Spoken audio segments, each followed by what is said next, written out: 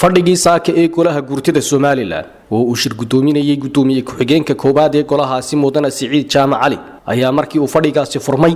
waxa uu gudoomiye ku-xigeenku ku wargeliyay mudanayaasha in la meel marin doono isla markaana la ansixin doono xeerka qaxoontiga iyo barakacayaasha kaas oo lagu ansixin doono sidii uu gudida kaga yimid ansixintii xeerkaasina waxa ay u dhacday sida tan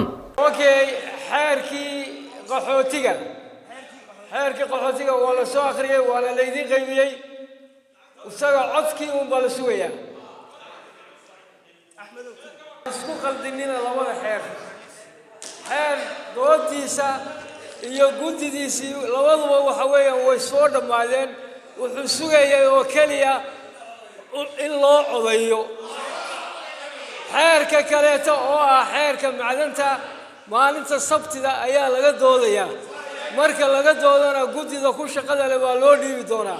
marka maanta waxaan ansixinaynaa xeerkii macdanta xeerkii qaxootiga hal la tiriyo waxa fadhiya 350 xubnood baa fadhiya inta ogol sidii ay gudidu soo diyaar gareysay xeerkii qaxootiga iyo magangeliyaasha gacanta ha taagto sidii loo soo diyaariyay fadlakum hala amso inta la tirinayo horamka waxa fadhiya 350 xubnood waxa ogolaaday 42 xubnood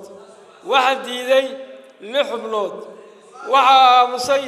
4 xubnood gudoomiyuhuna ma codayn sidaas uu ku ansaxay